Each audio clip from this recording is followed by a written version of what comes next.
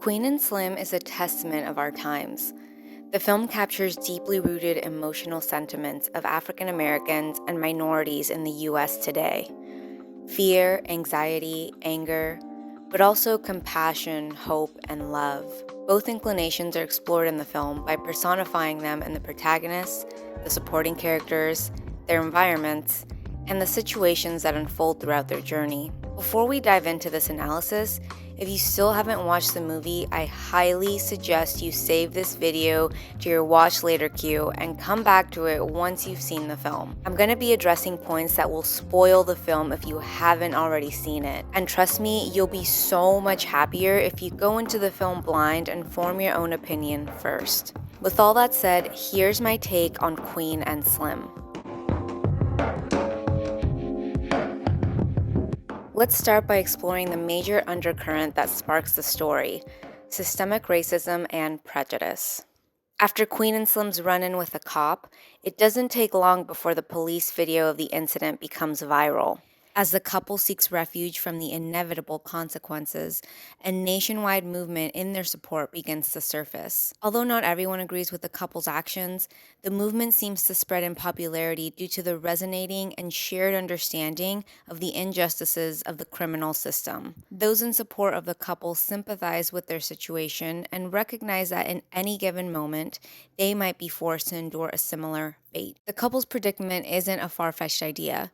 As we've seen time and again, particularly in recent years, there's a growing disdain for police brutality and abuse of authority, especially targeted towards minorities and people of color. There are hundreds of incidents each day around the country where people are profiled and harassed by police for the sheer fact they found themselves in the wrong place at the wrong time. People of color have been experiencing these prejudices since the birth of this nation. It's only in recent decades, with the advancement of technology and connectivity, that people have been able to capture and share these injustices on a mass scale. With all of that being said, there is a shared and unfortunately expected understanding that if you are a minority or person of color in this country, you need to be especially cautious when it comes to encounters with the law. The point of this film isn't to stigmatize all law enforcement as evil or racist. Instead, the film exists to continue shedding light on the reality that so many people in this country endure, the daily anxieties and animosities they harbor because they've been made to feel less than solely based on their appearance and background. It's these prejudices that create anger and ignites action, although the action that stems can often be more detrimental than good. In the middle of their sojourn, Queen and Slim meet overly ambitious and emotionally charged Junior, their car mechanic's son. Junior is convinced he needs to do more to be acknowledged and remembered. In the midst of a demonstration turned violent, he seeks redemption by killing an innocent police officer. Junior believes the only way he can make a difference, level the injustice, and hold some power and control over the crushing weight of marginalization and oppression is by resorting to extreme action. People become extremists because they feel they have no voice, hold no power, and lack a sense of control. Their actions might not necessarily align with their personal morals, but they're willing to take sacrificial actions for the sake of preserving their sense of freedom, their security, and their sense of identity and worth. He's the personification of what happens under long-term oppression. His decision to murder someone is undefensible, and even under these charged situations, these types of extremist acts are ungrounded. But what we fail to examine as a society are the basis and reasons for why these events are happening with more and more frequency. These outcomes are consequences of systemic racism and prejudice. Simultaneous to the protest, though, there's a parallel narrative unfolding, one of love.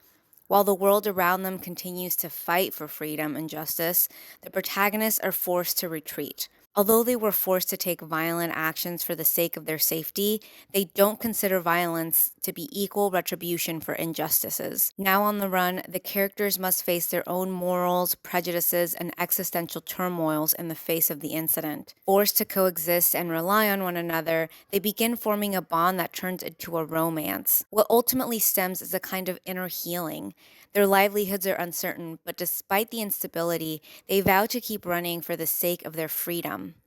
At its core, I believe the film is about freedom, maintaining and seeking freedom from societal bondage and one's own limitations.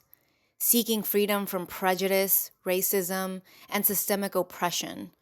And to that point, the protest and lovemaking scene epitomizes the way in which people choose to pursue their freedom, either through coercion and anger or connection and love. They weren't able to escape systemic injustice, but they were willing to stand for truth and sacrifice themselves for their freedom. And in that process, they achieved liberation.